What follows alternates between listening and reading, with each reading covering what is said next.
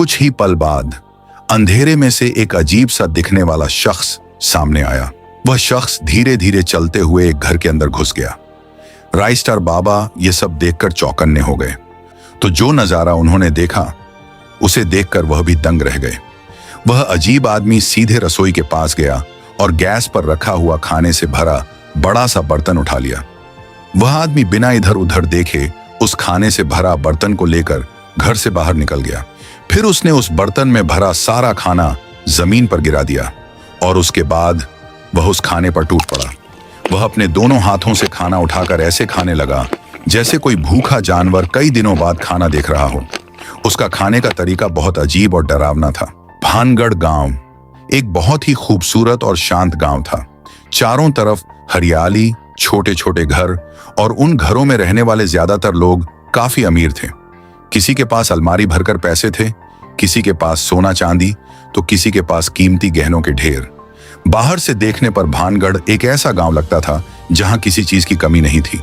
लेकिन इस अमीर और खुशहाल दिखने वाले गांव में एक समस्या जिसने पूरे गांव को परेशान कर रखा था। हर शाम जब सूरज ढलता तो गांव के घरों से स्वादिष्ट खाने बनने लगते। कोई अपने घर में बिरयानी बनाता, कोई शाही पनीर, तो कहीं दाल चावल। इनकी खुशबू पूरे माहौल को और भी सुंदर बना देती। औरतें बड़े प्यार से खाना बनाती। सब कुछ बिल्कुल सामान्य लगता था। लेकिन असली डर रात के बाद शुरू होता था। अगली सुबह जब सूरज निकलता और घरों के दरवाजे खुलते तो एक अजीब बात सामने आती। गांव की औरतें जैसे ही रसोई में जाती, उनकी आंखें हैरानी से फैल जाती। सारा खाना रातों रात गायब हो जाता, वह भी भगोने के साथ साथ गैस चालू। लेकिन हैरानी की बात यह थी कि भानगढ़ गांव में कभी भी पैसे, सोना, गहने या कीमती सामान चोरी नहीं होते थे। अलमारियों में रखे लाखों रुपए वैसे ही पड़े रहते, सोने के गहने भी सुरक्षित रहते, लेकिन रसोई में रखा खाना हर रात गायब हो जाता। यही भानगढ़ गांव की सबसे अजीब और डरावनी समस्या बन चुकी थी। धीरे धीरे पूरे गांव में डर फैलने लगा। सब सोचते, आखिर हर रात खाना जाता कहां है? सुबह जब अमीर घरों का खाना रहस्यमयी तरीके से गायब हो जाता तो गरीब लोगों के पास खाने के लिए कुछ भी नहीं बचता। मजबूरी में उन्हें नाश्ते में सिर्फ मिर्ची और सूखी रोटी खाकर ही पेट भरना पड़ता था। वो उनकी मजबूरी थी, क्योंकि उन्हें समझ ही नहीं आता था कि आखिर रातों रात ये सारा खाना गायब कहां हो जाता है। भानगढ़ गांव की यह रहस्यमयी कहानी हर दिन और भी डरावनी होती जा रही थी और पूरे गांव के लोगों के मन में बस एक ही सवाल घूम रहा था, आखिर हर रात खाना जाता कहां था? गांव के लगभग सभी लोग वहां इकट्ठा हुए। हर किसी के चेहरे पर चिंता साफ दिखाई दे रही थी। काफी देर तक सब लोग इस बारे में सोचते और आपस में चर्चा करते रहे।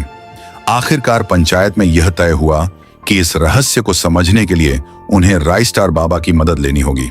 फैसला होते ही गांव के दो आदमी तुरंत पहाड़ों की तरफ निकल पड़े। वहीं उस टेकड़ी पर एक सूखे पेड़ के नीचे राइस्टार बाबा अक्सर रहा करते थे। उनमें से एक ने तुरंत हाथ जोड़ लिए और श्रद्धा से बोला, राइस्टार बाबा की जय हो।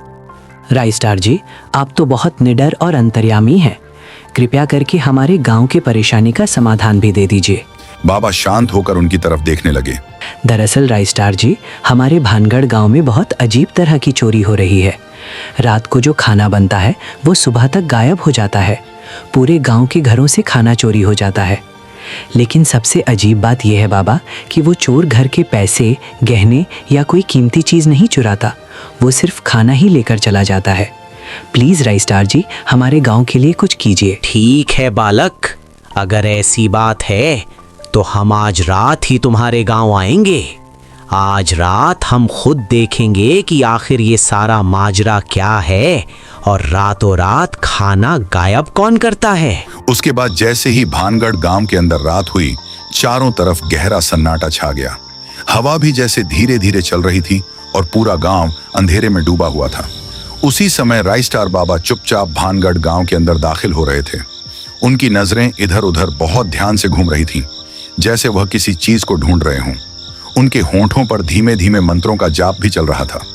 राइस्टार बाबा बहुत सावधानी से कदम बढ़ा रहे थे। तभी अचानक उन्हें किसी के होने का आभास हुआ। कुछ ही पल बाद अंधेरे में से एक अजीब सा दिखने वाला शख्स सामने आया।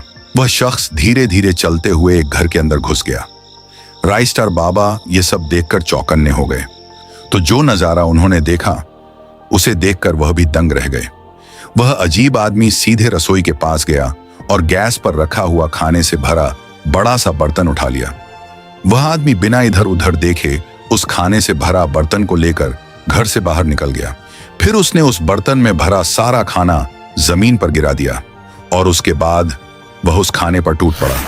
वह अपने दोनों हाथों से खाना उठाकर ऐसे खाने लगा जैसे कोई भूखा जानवर कई दिनों बाद खाना देख रहा हो। उसका खाने का तरीका बहुत अजीब और डरावना था।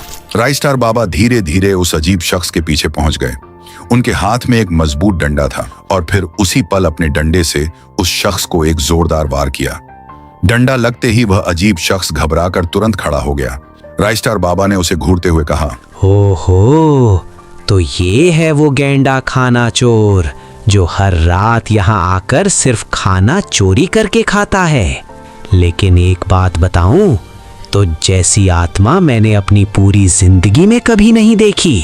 चल अब सच सच बता, तेरा और इस खाने का क्या संबंध है, वरना मैं अभी के अभी तुझे भस्म कर दूंगा। यह सुनते ही वह अजीब शख्स और भी डर गया। वह घबराते हुए बोला, अरे नहीं नहीं, ऐसा कुछ भी मत करना बाबा, मैं कोई खतरनाक आत्मा नहीं हूँ। मैं तो बस एक आम सी आत्मा हूँ। मुझे बस खाना खाने के लिए ही यहाँ आना आता है, इसके अलावा मुझे कुछ भी नहीं आता। और हाँ, ये खाना ही मेरी जान है। अगर आप मेरी दुख भरी कहानी सुनेंगे तो खुद रो पड़ेंगे।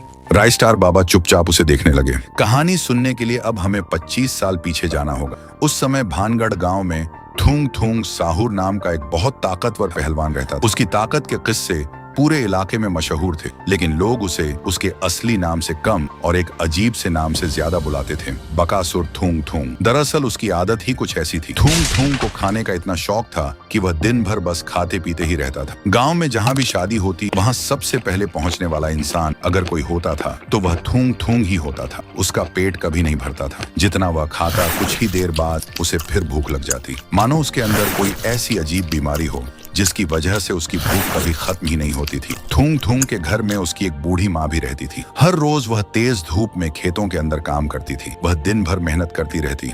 शाम को जब वह खेत से थकी हारी घर लौटती तब भी वह आराम नहीं करती थी। घर आते ही वह चूल्हे के सामने बैठ जाती और थूंग थूंग के लिए गर्म गर्म रोटियां बनाना शुरू कर देती। कभी कभी रोटियां बनाते समय उसके हाथ भी जल जाते थे। जलन से वह थोड़ा सा सिहर जाती। थूंग थूंग जितनी रोटियां मांगता उसकी माँ उतनी ही चुपचाप बनाकर उसके सामने रख देती। दरअसल बकासुर थूंग थूंग को बचपन से ही खाने की एक अजीब बीमारी थी। उसी बीमारी की वजह से उसका पेट कभी भी पूरी तरह नहीं भरता था। गांव के कई लोगों ने उसकी इस आदत की वजह से उसे ठुकरा दिया था।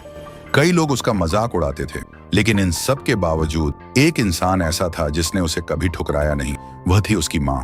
उसकी माँ उसे अपनी जान से भी ज्यादा प्यार करती थी और उसके लिए हर तकलीफ सहने को तैयार रहती थी। लेकिन एक दोपहर कुछ ऐसा हुआ, जब खाना खाने के लिए अपने घर लौटा तो उसने देखा कि उसकी माँ चारपाई पर लेटी हुई है। उसका चेहरा बहुत कमजोर लग रहा था और वह लगातार खांस रही थी। थूंग थूंग घबरा गया, लेकिन इससे पहले कि वह कुछ समझ पाता या कुछ कर पाता, उसकी प्यारी माँ ने वहीं उसकी आंखों के सामने आखिरी सांस ली। उसकी माँ उसे हमेशा हमेशा के लिए अलविदा कहकर चली गई। यह देखकर थूंग थूंग पूरी तरह टूट गया और जोर जोर से रोने लगा। थूंग थूंग का इस दुनिया में उसकी माँ के सिवा और कोई था ही नहीं। कुछ ही देर में बकासुर थूंग थूंग की माँ की मौत की खबर धीरे धीरे पूरे भानगढ़ गाँव में फैल गई। गाँव के कई लोग थूंग थूंग के घर के सामने जमा हो गए। जब थूंग थूंग रोते रोते अपने घर से बाहर निकला तो लोगों ने उसे सहारा देने के बजाय ताने देना शुरू कर दिया। एक आदमी जोर से बोला, अरे देखो, बाहर आ गया मुंह उठाकर, सांड कहीं का, अपनी माँ को भी खा गया। दूसरा आदमी हंसते हुए बोला, तेरी माँ की मौत का कारण तू खुद है। खुद तो बकासुर की तरह खाता रहा,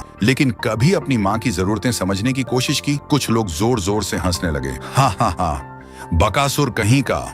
लोगों की यह बातें सुनकर थूंग थूंग का दिल पूरी तरह टूट गया। वह कुछ भी बोल नहीं पाया। चुपचाप अपने घर के एक कोने में जाकर बैठ गया और फूट फूट कर रोने लगा। कुछ समय बाद वही हुआ जिसका डर था। थूंग थूंग को बहुत तेज भूख लगने लगी। भूख से उसका शरीर कांपने लगा।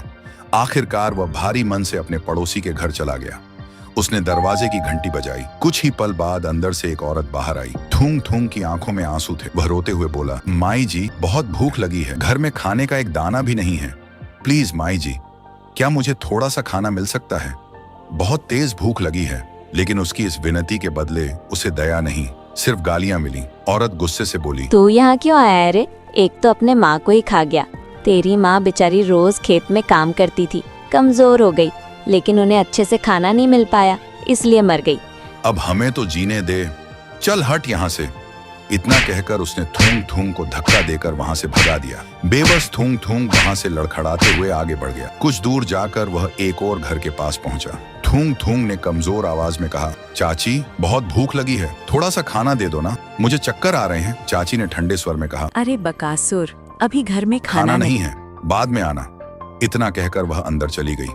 थूंग थूंग धीरे धीरे वहां से हटने लगा, लेकिन कुछ कदम चलने के बाद उसने खिड़की की तरफ देखा। खिड़की के अंदर का दृश्य देखकर उसका दिल जैसे टूटकर बिखर गया। अंदर वहीं चाची आराम से बैठकर खाना खा रही थी। उन्होंने झूठ बोला था। यह देखकर ऐसा लगा जैसे किसी ने थूंग थूंग के दिल पर पत्थर रख दिया हो। उसकी आंखों से आंसू बहने लगे। उसके बाद पूरे गांव में किसी ने भी बकासुर थूंग थूंग की मदद नहीं की। वह भूख से तड़पता रहा, इधर उधर भटकता रहा। उसका शरीर धीरे धीरे कमजोर होता गया। आखिरकार भूख की उसी भयानक पीड़ा में तड़पते तड़पते थूंग थूंग ने वहीं दम तोड़ दिया। जब थूंग थूंग साहूर की यह पूरी दर्द भरी कहानी खत्म हुई तो कुछ पल के लिए वहां गहरा सन्नाटा छा गया। राइस्टार बाबा चुपचाप खड़े थे। उन्होंने जो कुछ अभी अभी सुना था उसे सुनकर उनका दिल भी पसीज गया था। उनकी आंखों में भी आंसू आ गए थे। अब उन्हें साफ महसूस हो रहा था कि थूंग थूंग के साथ सच में बहुत बुरा हुआ था। वह कोई बुरी आत्मा नहीं था, वह बस एक भूखी और बेचैन आत्मा थी। राइस्टार बाबा ने थूंग थूंग से वादा किया, थूंग थूंग साहूर, तुम्हारी भूखी आत्मा को शांति जरूर दिलाऊंगा। तुम्हें अब और भटकना नहीं पड़ेगा। राइस्टार बाबा ने उसे अपनेपन का एहसास दिलाया, जैसे कोई पहली बार उसकी तकलीफ को सच में समझ रहा हो। फिर रात धीरे धीरे खत्म होने लगी और जैसे ही भानगढ़ गांव के अंदर सुबह हुई, राइस्टार बाबा ने पूरे गांव के लोगों को एक जगह इकट्ठा किया। गांव के लोग उत्सुकता से उनकी बात सुनने लगे। तब राइस्टार बाबा ने सबको खाना चोरी के पीछे की पूरी सच्चाई बता दी। उन्होंने बताया कि बकासुर थूंग थूंग कौन था, उसके साथ क्या हुआ था, उसकी मां की मौत के बाद कैसे पूरे गांव ने उसे ठुकरा दिया और कैसे वह आखिर में भूख के कारण तड़प तड़प कर मर गया। राइस्टार बाबा की यह पूरी कहानी सुनकर गांव के कई लोगों की आंखें नम हो गईं। फिर राइस्टार बाबा ने इस समस्या का हल भी बताया। उन्होंने गंभीर आवाज में कहा, थूंग थूंग साहूर भूख और चिंता के कारण मरा था और उसकी आत्मा को आज तक शांति नहीं मिली है, इसलिए वह हर रात खाना ढूंढने के लिए भटकती रहती है। इसका एक ही उपाय है, कल गांव की 4 श्रीमंत औरतें मिलकर बहुत अच्छा और स्वादिष्ट खाना बनाएंगी और फिर मंत्रों के जाप के साथ उस खाने को नदी में बहा दिया जाएगा। इससे थूंग थूंग की आत्मा को तृप्ति मिलेगी और उसे शांति मिल जाएगी। गांव के लोगों ने राइस्टार बाबा की बात मान ली। अगले दिन गांव की अमीर औरतों ने मिलकर कई तरह के स्वादिष्ट पकवान बनाए। खुशबू से पूरा माहौल भर गया। फिर राइस्टार बाबा के बताए अनुसार मंत्रों का जाप किया गया और उस सारे स्वादिष्ट खाने को नदी में बहा दिया गया। कहा जाता है कि उसी दिन के बाद थूंग थूंग साहूर की भूखी आत्मा को शांति मिल गई और उस दिन के बाद से भानगढ़ गांव में कभी भी किसी का खाना गायब नहीं हुआ। धीरे धीरे गांव के अंदर फिर से खुशियां लौट आईं और भानगढ़ गांव पहले की तरह शांत और खुशहाल हो गया।